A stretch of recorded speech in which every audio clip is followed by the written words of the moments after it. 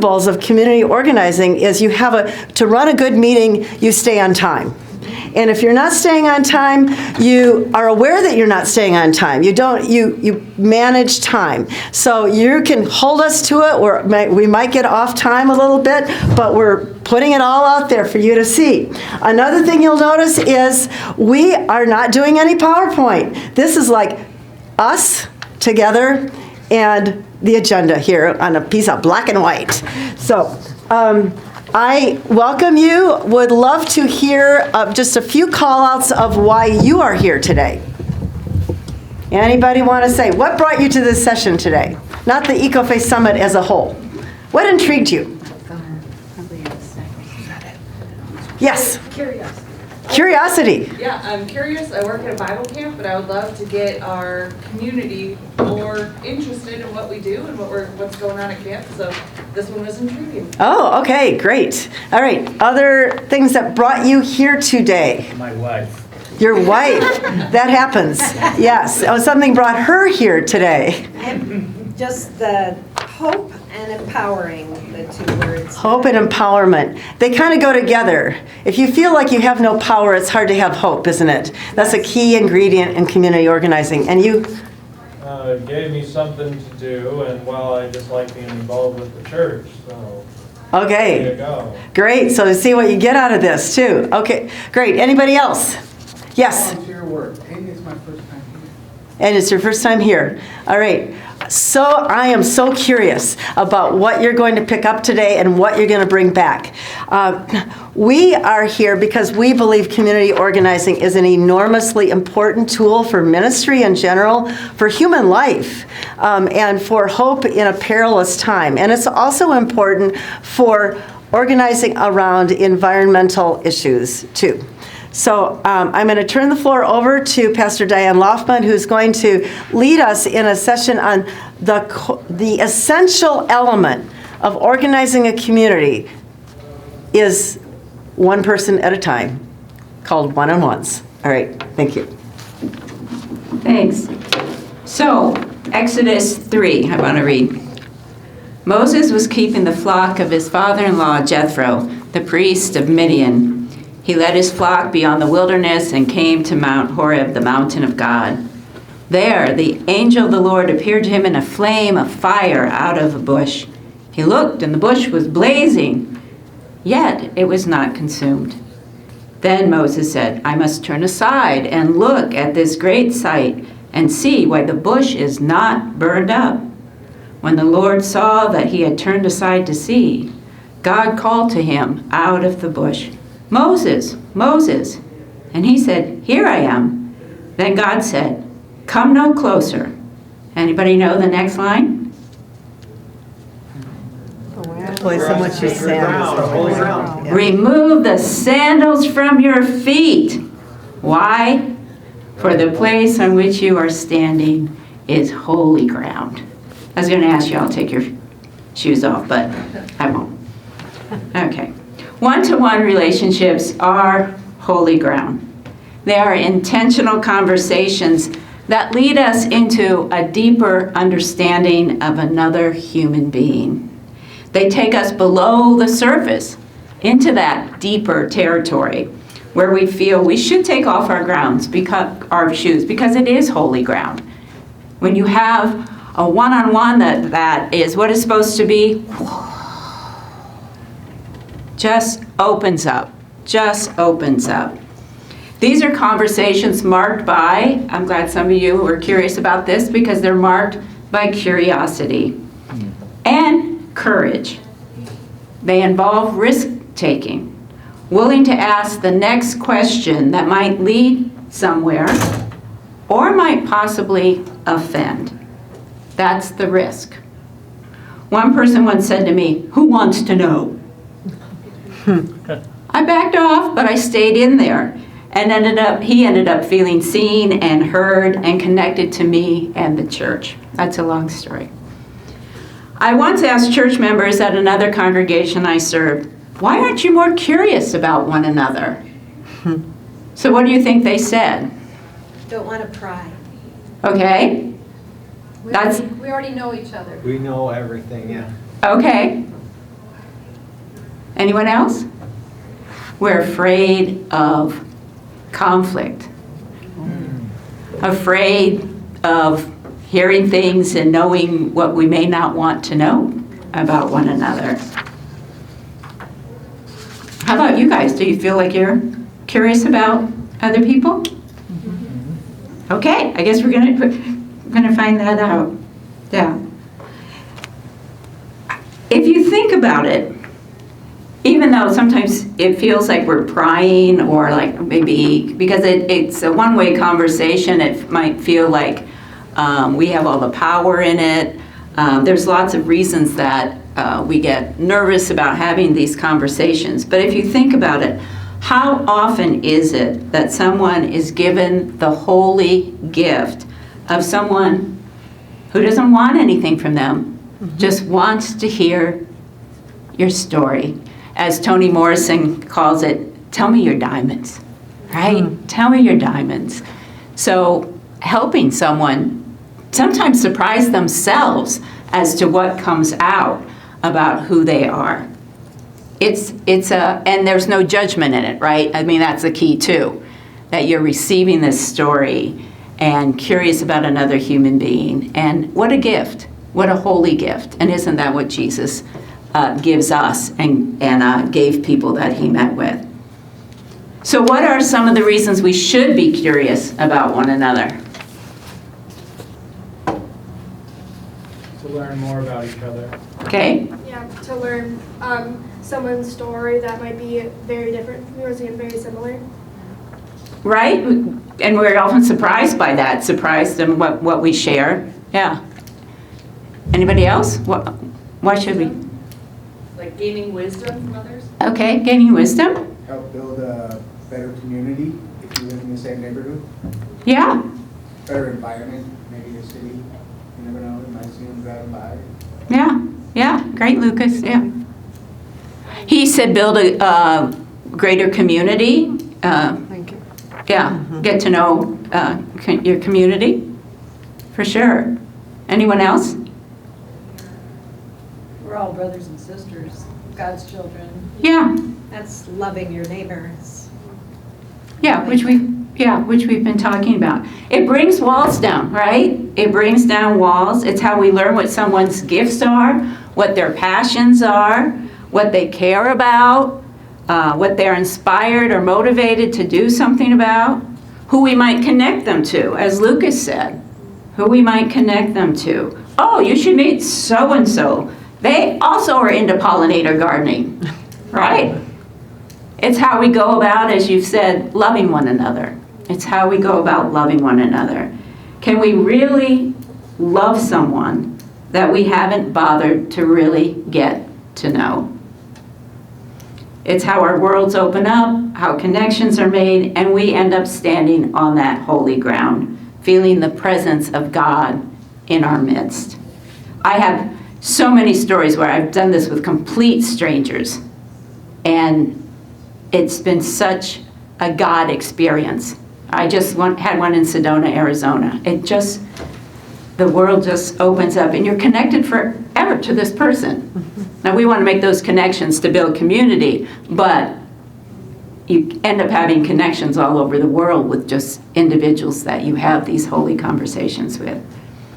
It's how we build community, whether faith community, neighborhood community. It's how I do evangelism. And as our council president can say, it's what I'm saying, we got to do this, people. I don't know how else to build community, but getting to know each other in a deep way. So who's the greatest evangelist in the Gospels? Who goes and tells everyone about Jesus? John. It's in the book of John, Gospel of John. Anybody know? Nathaniel. Samaritan woman. The Samaritan woman, right? Yeah.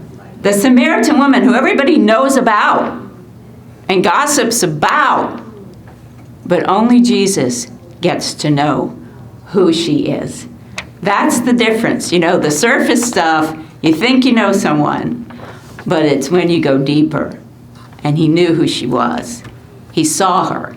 And she, come see this person who knows who I am. Yeah, chapter 4 in in the Gospel of John. So Jesus had a one-to-one with her at the well. Despite her being a woman alone, a Samaritan, someone with a dubious history.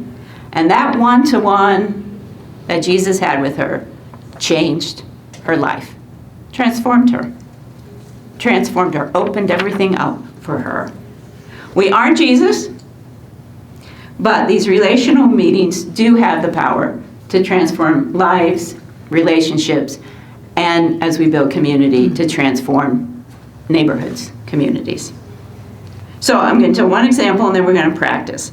So once I'm going to put my shoe back on though. Be okay if I.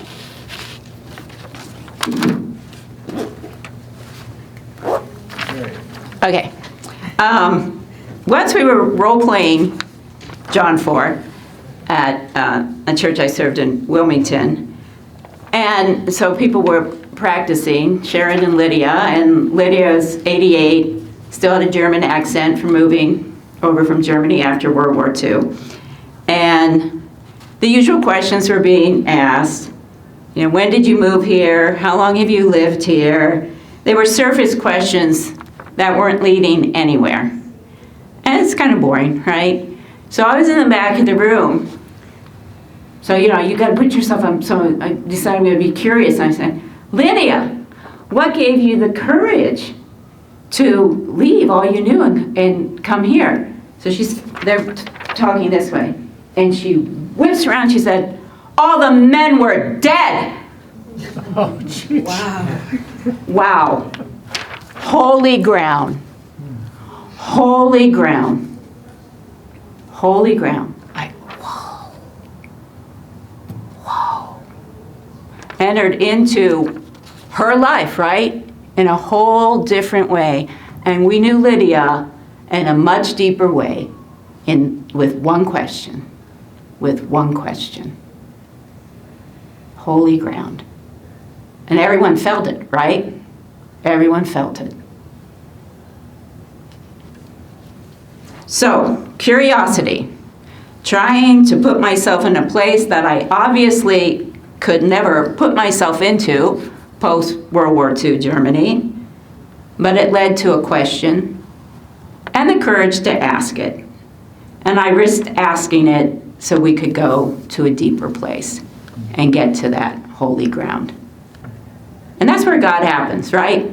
As I just said Thursday night, I'm like, people, this is the best thing. I mean, these one-on-ones I do with all the new people, which we're blessed to have that come to worship here, that's just the exciting and wonderful, wonderful part of ministry that I would like everyone to be invited into and have that experience. And that's how you build community, right? Because you're like, oh, this person wants to do this and cares about this, stick it in the hand. Oh, this person wants it, the same thing.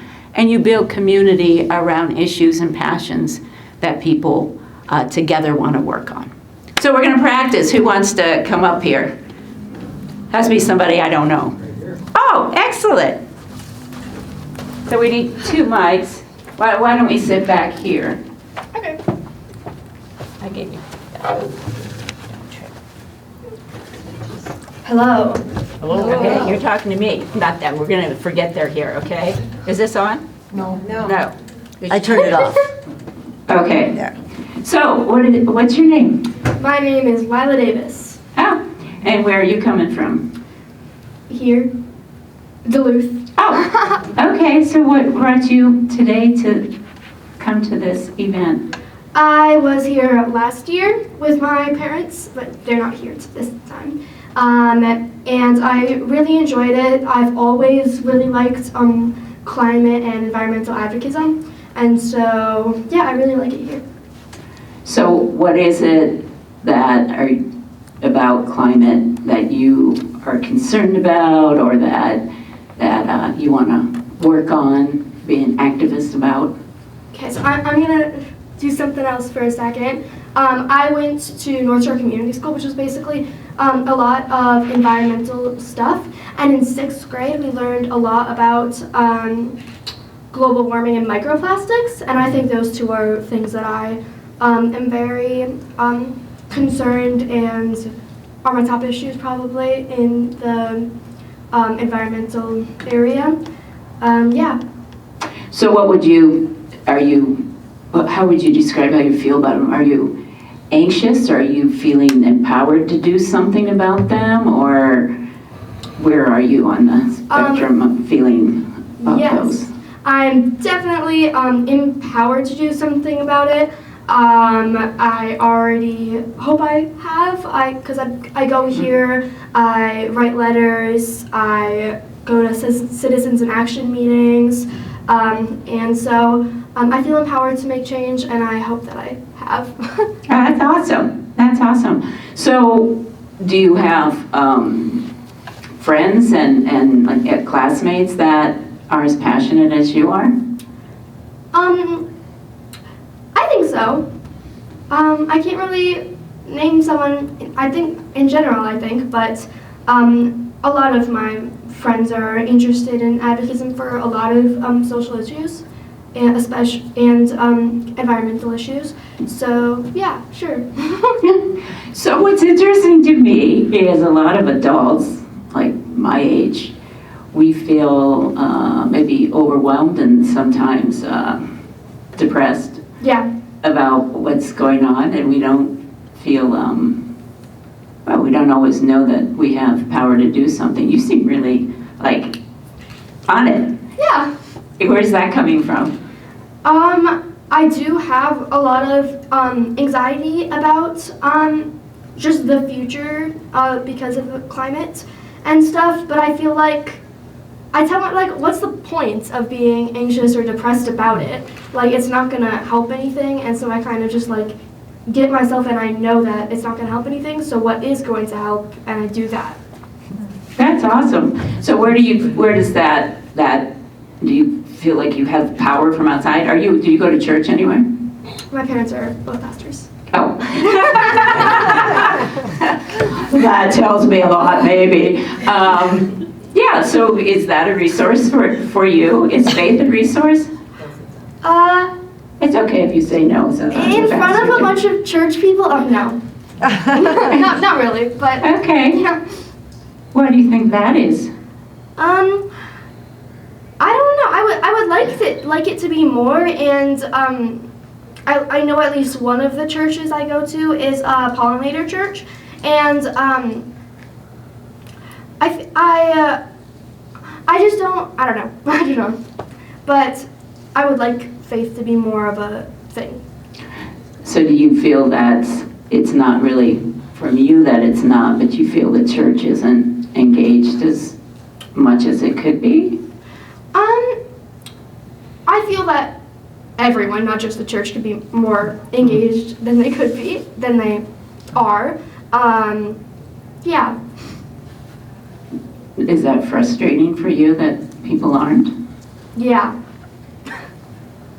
So what do you think we should do about that? Do you have ideas? Because I feel that way too. Advocate. Tell people. Good.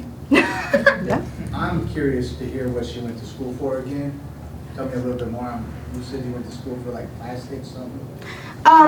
The elementary school I went to is called North Shore Community School, and it is, instead of just a regular elementary school, it has a lot of environmental stuff, so I basically grew up since kindergarten with environmental education classes, and 6th grade we learned especially a lot about it. A group called Sea Change came to visit us, and we learned a lot about that stuff. We went on a field trip. We even got on a movie. It's on PBS North. It's called The Sea Change for Superior. You guys should all watch it. I'm in it. Okay, so were there opportunities I missed, opportunities I found, questions you were curious about that I didn't get to? Yeah, Susanna. What do you hope to do with this in your future? What do you picture? Wait a minute, we all want to interview you now, so that's great, but we want to talk about the one-on-one. We want to, yeah. But I am curious about that. Well, you can ask her afterwards, because we only have so much time. We want to stick to our time schedule. Yeah, Beth? I'm just curious about how you interact as far as, you were asking, what was your name again? Lila. Lila. You were asking Lila lots of questions and wanting to dig deeper.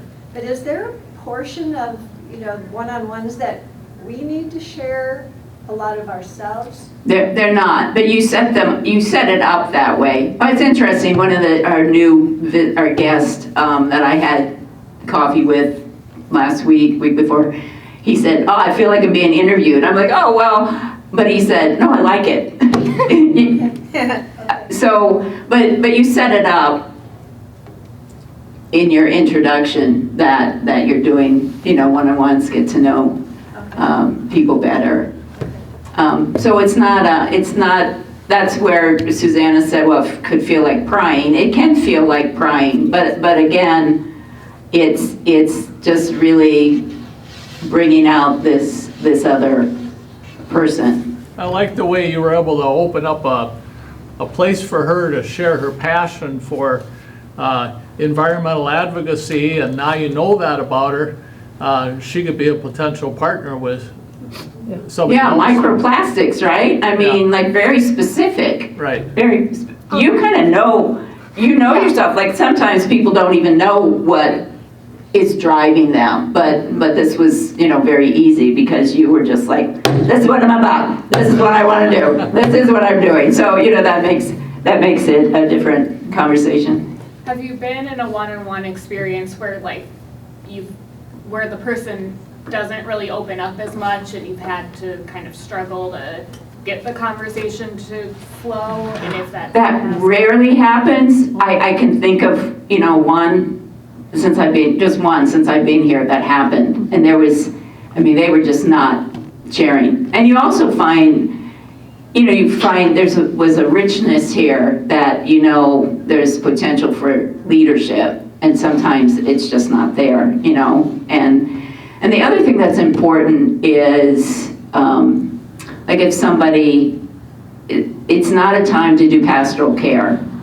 So, somebody might say, I did a model once on this, and the person said, oh, about his grandfather dying. And I said, oh, I'm really, sorry to hear that. That must have been hard. And then move back to because it's a different kind of conversation. So that's good to remember too. Could I? I noticed when you were doing it a lot about your body language. One of my teachers does like a speech class, and he talks about interviewing people and like body language, and I think I saw that a lot because you were like leaning in, you were like felt like you were very engaged with your whole body to me speaking. Thank you, because I'm very much an embodied person, and sometimes you can feel shame for that because there are some pastors that when they do worship, they're like this, and I'm like this. Yes. And I've sometimes felt shame with that because, I do that and then they stand up and they're like that and I'm like, oh, Lord.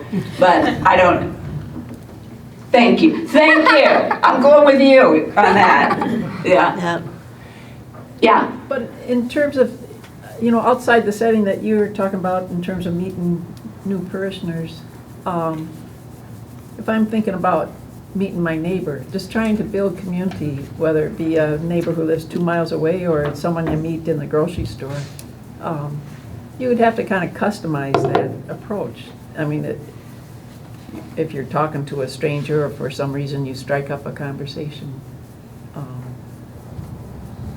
right? Can you repeat the question? Well, I'm just trying Maybe to... she should, because of the microphone, yeah. So that we can hear it. Well, she was saying you have to customize the questions if it's meeting somebody and your neighbor. To my life. Yeah. I think if you do one-on-ones, 1-2-1s, it's an invitation. Like you call someone and say, I would like to do it. So you don't. Yeah. It's very intentional. It's very intentional. It's a way to build a community. and build those connections and connect people to one another. Yeah. Oh, did you have a question? No, I'm just stretching. Okay.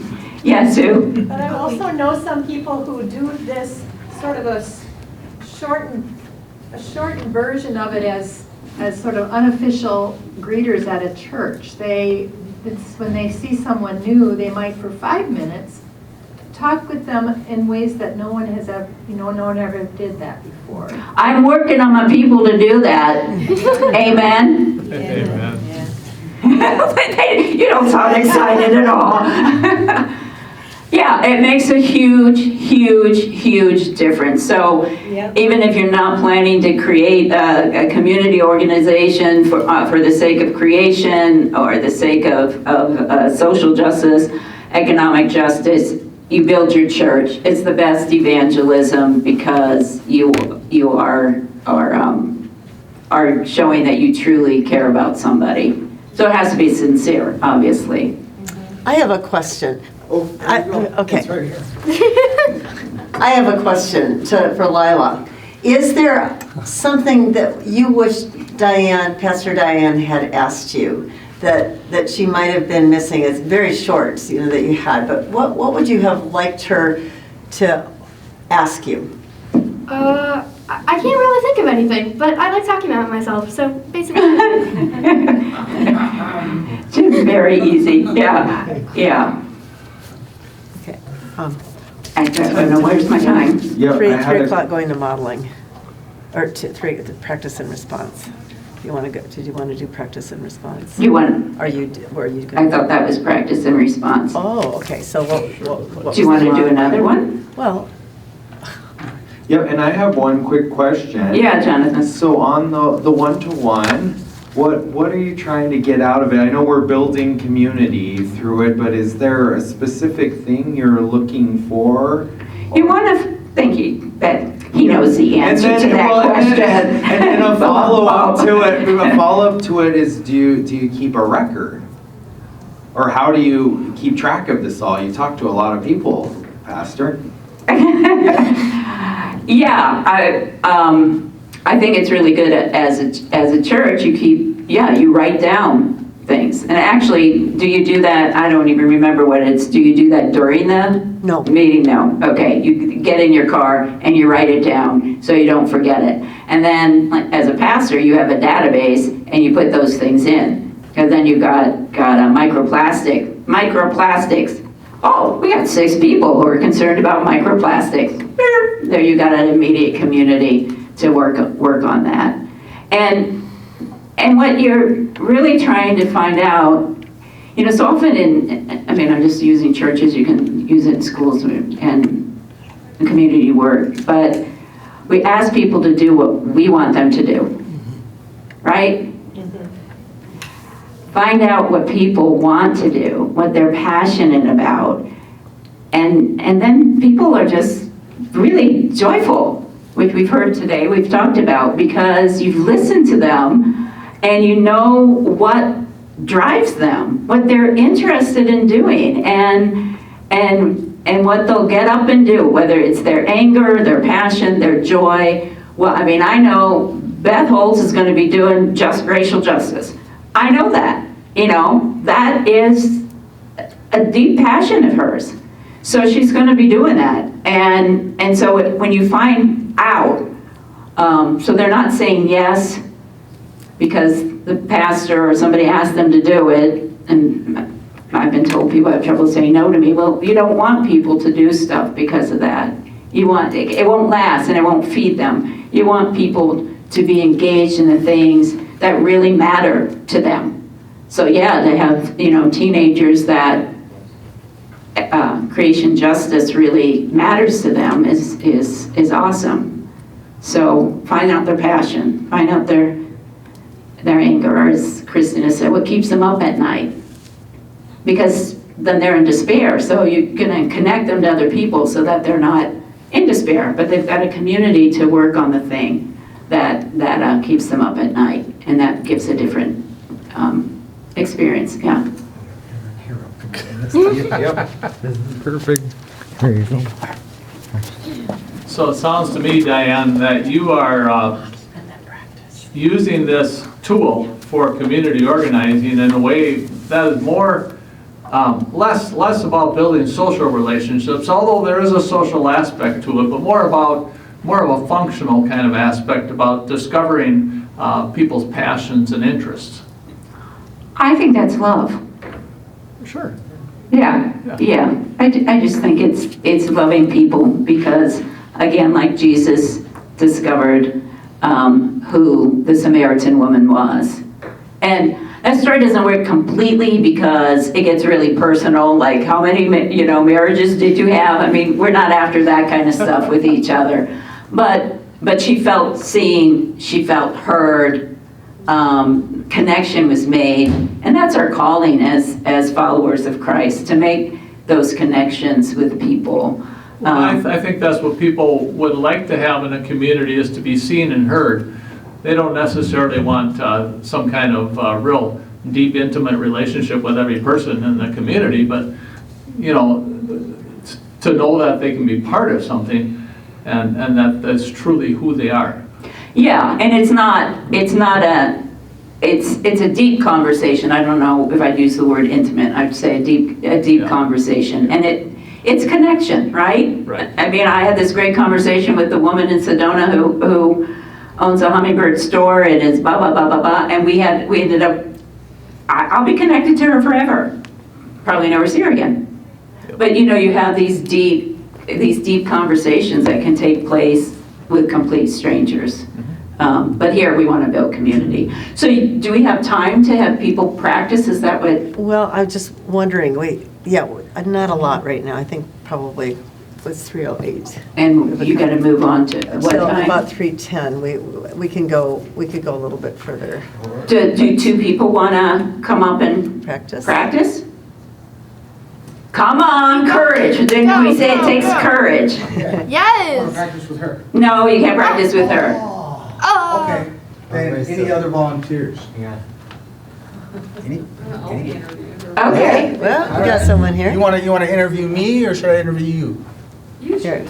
And You it choose. should be Oh, about how about 3 you minutes. interview me? It's gonna have to be short. Okay. That's what you had.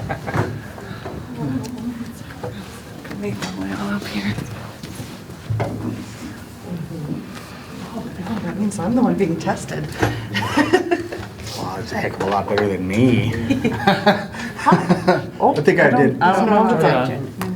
I think I did pretty good already without even being behind the chair, but since Just you keep the heard, microphone up to your mouth. Yeah. since you heard about me so far, I mean, whatever I Lucas, you have to had. let her speak. Okay. Shoot, Hi, what's your name? Lucas Ballard. Lucas, nice to meet you. My name is Maureen. Tell me, why are you here at this conference today? Well, besides the fact that I was asked to volunteer last Sunday, and typically if I'm asked, I was going to say no, but a part of me was like, maybe I should, just so I can get involved more with what I feel like I am already involved with Nice. in myself, and and then give back, which, perfect. Once I put my name down on something, I'm never not going to turn away from it, no matter how embarrassing or how stressful or however it may be. Right. So are you a member of this church? I mean, yes Or and no. attend this church? I attend every Sunday, and I will be here tomorrow, even after.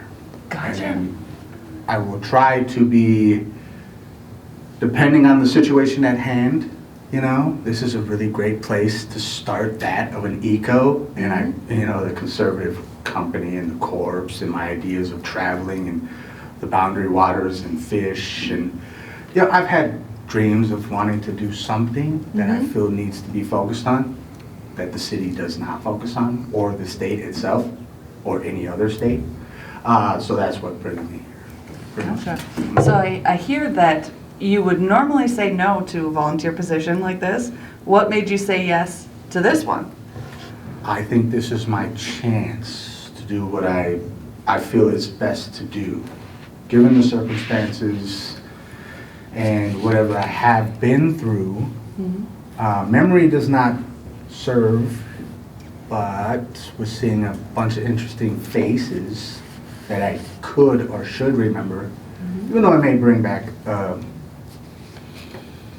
pain or something, you know, maybe a loss. But with that being said, with the loss, and I'm still here and so is everybody else, it's great to be able to see those faces and then try to carry forward and progress. Right. Because you got to keep the faith. Right, sure do, sure do. So you brought up the Boundary Waters. Have you been there? Never, but I do drink a lot of coffee at the Gospel Mission, for real, not even gonna lie. Wait, so I'm not from here. What's the Gospel Mission? It's actually just right up the block, down that way towards St. Mary's Hospital. Nice. It's a nice little friendly place that you can go and eat lunch and dinner, drink coffee, sit, communicate. It's attached to the outreach program, Oh, which gotcha. used to be a big thing to the justice system here in the city of Duluth. And I feel like that they really didn't focus on it nearly enough. And it's starting to become something that's getting pushed away. Right. I myself am glad that I also would like to be an advocate to the restorative justice circle that Judge Sandvik and Steve Borwood, who used to be my probation officer, and a couple other probation officers, whether they're men and women, they're really good people to me. They helped me in the past, and I told them or asked them and said to them that I would like to be a part of that. Right. So I would like to keep the outreach and the gospel One mission minute more. right where it is. Okay. Okay. So restorative justice for the environment. What are some things that you're interested? Like, what are the subsets of environmental justice that you're most passionate about?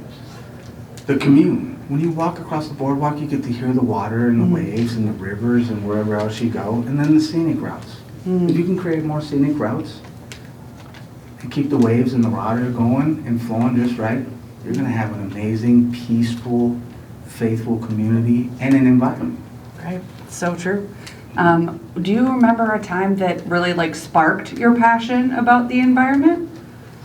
Sometimes I want to say maybe as a child, you know, back in those times.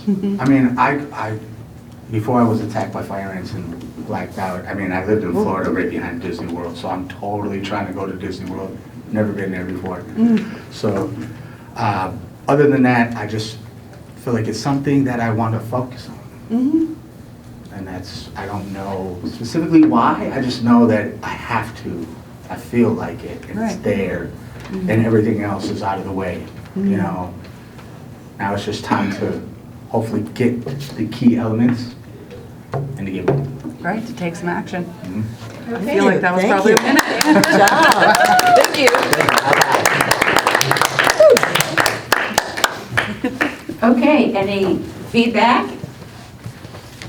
Oh, they did pretty well for novices. Yeah. Yeah. Well, that was the greatest feedback. Good. Answers. I'm just gonna sit this way. I Okay. almost dropped the mic there for a minute. Drop the mic. Any feedback? Oh, yeah. Oh, what's your name again? Mo.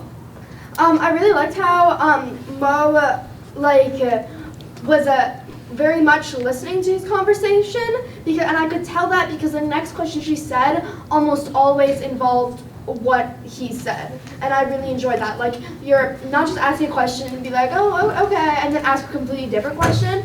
She's asking a question, and then she's like, you said this, so blah, blah, blah. Okay.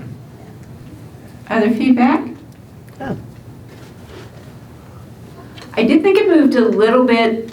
I felt you could have circled back on some of the things that he was saying and gone deeper, because it felt like it went forward this way rather than down this way.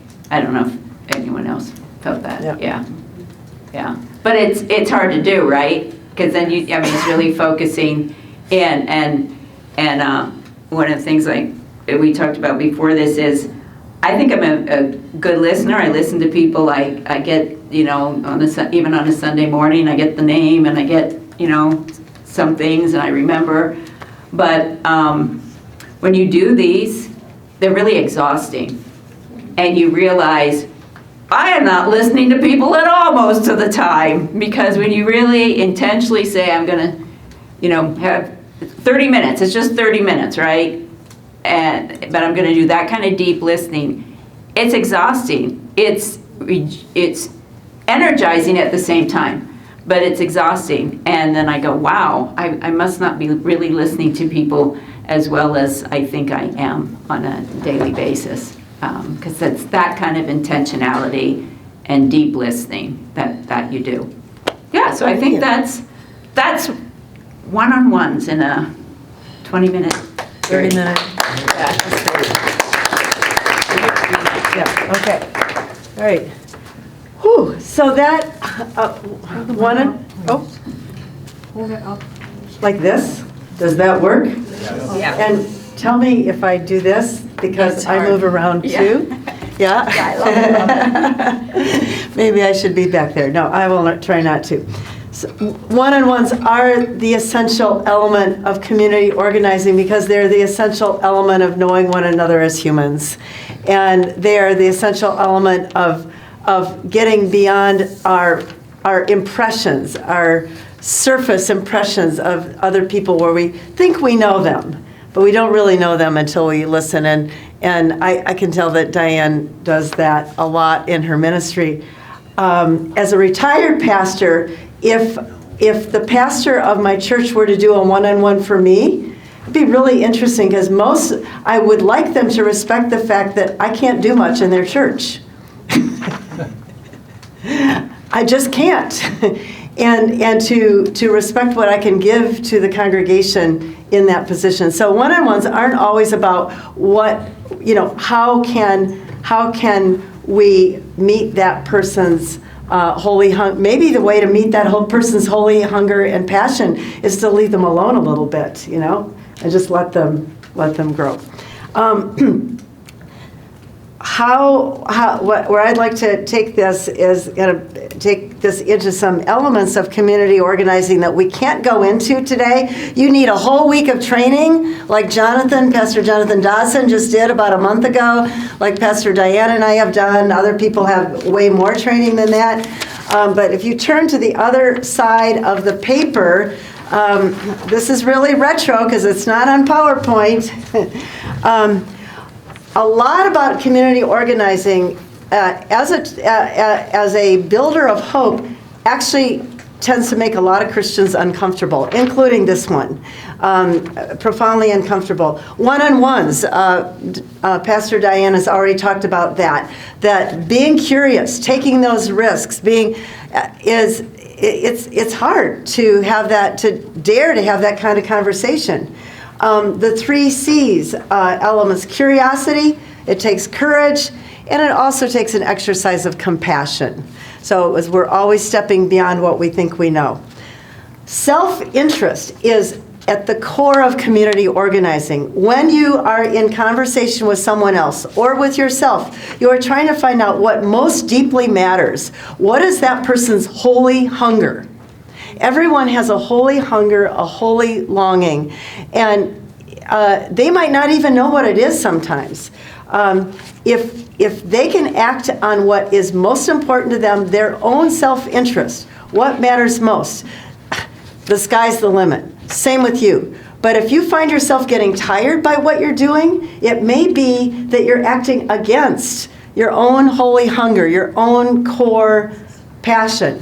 And it's I don't want to be selfish, but self-interest is really important.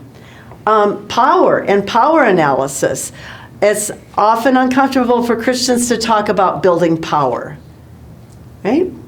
And even analyzing the power of a community. That's really important to know who are the people that wield the power and what does that power come from? Because if you want to stand up for an environmental issue or for unhoused people or whatever the issue is, you need to know where the power lies so that you can learn how to address it effectively. Conflict and anger is uncomfortable to Christians, but it's necessary. There's going to be friction, there's going to be risk there, and sometimes we're afraid of getting into conflict if we get to know people. Not rage, but sometimes outrage.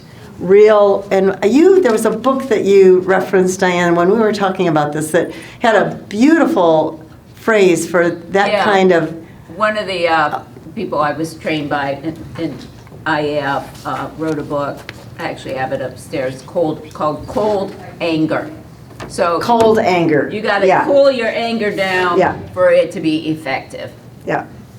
Oh, Jonathan's probably cringing over here at me running through this list because you spend hours on each one of these elements in a training session and to integrate them.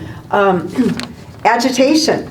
That doesn't sound so cool, does it? To agitate somebody else? You don't want to be an agitator. But community organizing training will teach you that agitation can be the most loving thing you can do to get at something beyond the surface, beyond the stereotypes, beyond what is keeping people stuck. And there's good ways to do that. We've been talking about risk. There always has to be, if there's no risk, there's no growth, there's no change, there's no movement. Identifying a target. Oh man, did that unnerve me when I first heard about it. If you're going to bring a community together and do something, you gotta figure out, you gotta target your action at something that needs to change, or someone where you think the leverage can be. So when I was in Pittsburgh doing community organizing with churches around the downturn in the steel industry, we had to target Mellon Bank, meaning there were a lot of people responsible for the disinvestment, but we discovered that they had some of the most responsibility. That's scary. We don't like that. Turnout. It's really important. If you came today and there were only 50 people here for the EcoFace Summit of the Upper Midwest, how would you feel about it? Not as good, right? But because there were 250 people here from all these places, there's the power in that. That doesn't just happen automatically. We have to work at turnout for anything that matters that is communal. You can't just say, well, we'd like you to come. Here it's in the bulletin. Amen. Preach it, sister. Preach it, sister. If it matters enough to do it, then bring people in. Okay. Public rather than private focus, that makes us uneasy too. Let's see, I don't want to get into Jonathan's time here. 24. Okay, we're going to race through the rest. That often Christianity focuses on people's private lives. We need to get out into a public focus. What do people say? Christians shouldn't be political, right? And right now, if we're not political, but that's always true. Accountability. You need to be accountable. Community organizing teaches you to be accountable, to do what you say you're going to do, and to hold each other accountable and to hold yourself accountable. If I say I'm going to do this, if this is the assignment, and if you say, oh, well, that's okay, you're going to lose the momentum and the energy of what you're doing together. Core understandings, relationships based in listening are the foundation. Self-interest is not selfishness. Loving enough to agitate, to needle, to get under the surface, and the power to act is the power of hope. And so those elements of one-on-ones, deep listening, uncovering another person's self-interest. Sometimes they don't even know what their self-interest is. We've already talked about the 3 C's. Community listening through one-on-ones, through house meetings. We've got a lot of material here that you'll be able to pick up on the way out, including some training opportunities. Remember, we haven't trained you. We just hope we've enticed you and needled you a little bit into wanting to do this, although you could start doing one-on-ones. Elements of an effective meeting, keep the time frame, self-interest, finding out what we share together brings us together, and that collective self-interest is powerful. That's what makes movements happen. That's what makes churches grow. That's what will help us heal the earth. And problems, this is my favorite one, problems divide, issues unite. Yeah. Remember that. Problems divide us.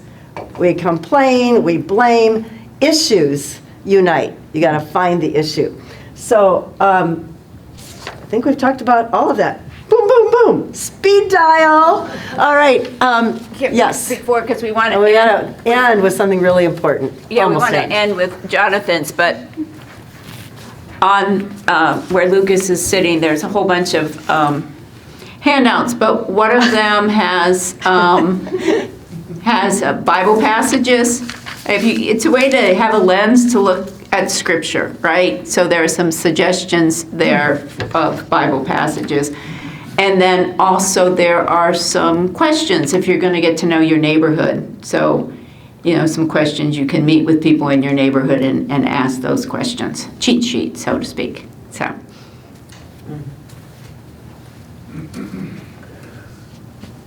Oh, did we want to say the story about creation, how the organizing for creation? I think we used up our time on that. That's really important, but Yeah. if you could, yeah. Okay, I could say it in 2 seconds. Say it in 2 seconds. Yeah. 1, 2. no. In Jersey City, we organize around a lot of things, but since we're here for Eco Justice, there was neighborhood, it was the neighborhood I lived in, black neighborhood in Jersey City, and one block, everyone had cancer. And we found out that Allied Signal had dumped slag there decades before.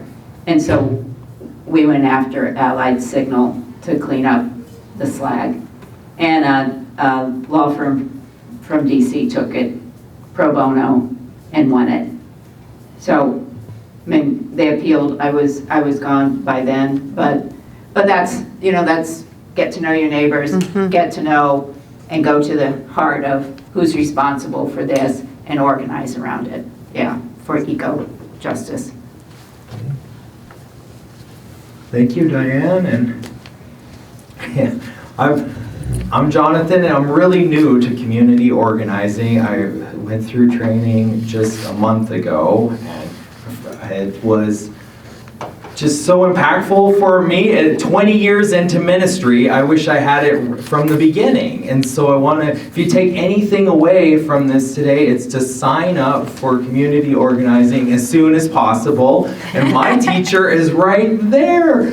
It's Pastor Sue Ng, and so there is all the information on the sheets there, and to get signed up for that, because we're just barely scratching the surface, but it's wonderful. And when I heard the theme this year, it's Earth's Cry and Earth's Call, and so I started listening to the earth, and so that's hard from my basement, right? If I've got headphones on or something, so I had to go outside and start listening to the earth. And then as we think about community organizing, I think that we could learn a lot from the earth and from the trees. And want to close with that today, and it's and I need your help with the song. And so I've shared this with Pastor Sue already. And so we're gonna say, and I took my shoes off immediately as soon as Pastor Diane said, "All right, this is good." So we say, and the song goes, "Put your roots down, put your feet on the ground. You can hear the earth speak if you listen." All right, so it's put your roots down, put your feet on the ground. You can hear the earth speak if you listen. One more time. Put your roots down, put your feet on the ground. You can hear the earth speak if you listen. Are we listening? Are we listening? And when it comes to organizing, I think we would be wise to listen to the trees. And when I go out into my community, I live in Plummer, Minnesota, and we have all these oaks that are hundreds of years old. And in my backyard, we have 3 oaks that are over 200 years old. And they do this amazing thing that they all drop acorns on the same year. Some years they all have acorns, and some years they don't. It's called like a mass fruiting, and it happens for my whole community. And in some years they have tons of acorns, and some years nothing. And it's not like one oak does its own thing. They're always on the same page. So you all, the trees, are communicating and they're organizing. And we don't totally know how.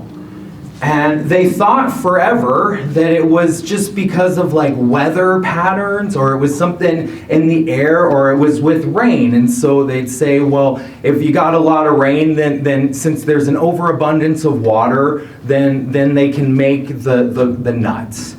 But that's not the case, because the trees are in different places where the water runs, where some get water, and no matter what the weather's like, it's not happening above ground. And so they had to look below ground.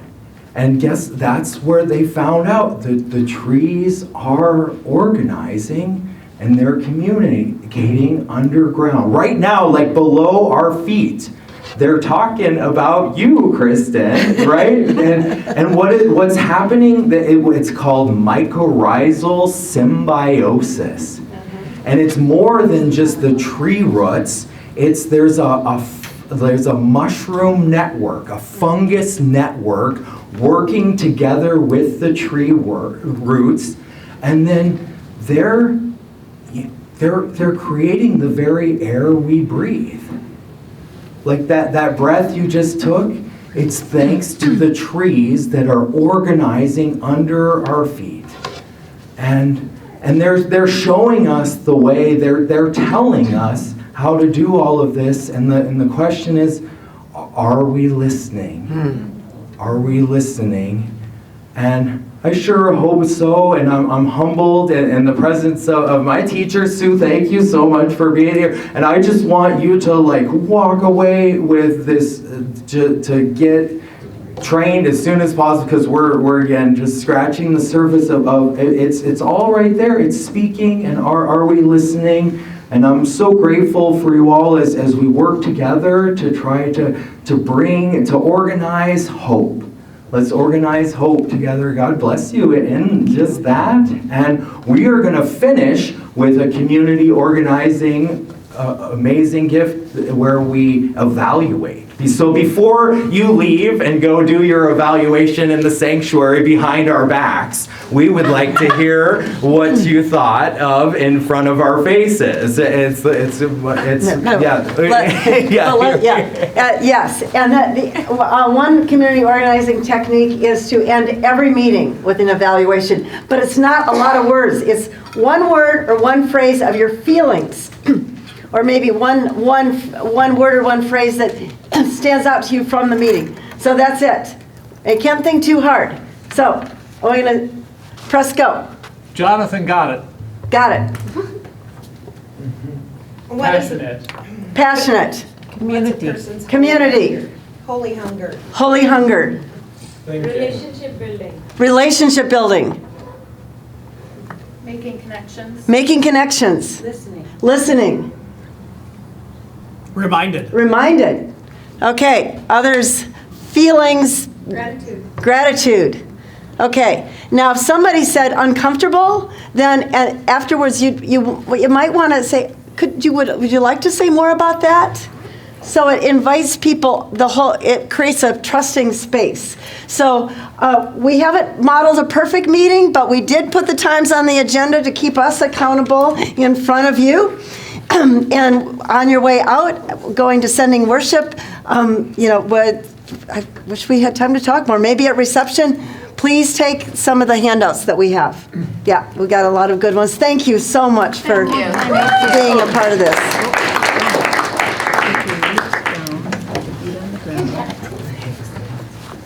Thank you, Raleigh. Sorry.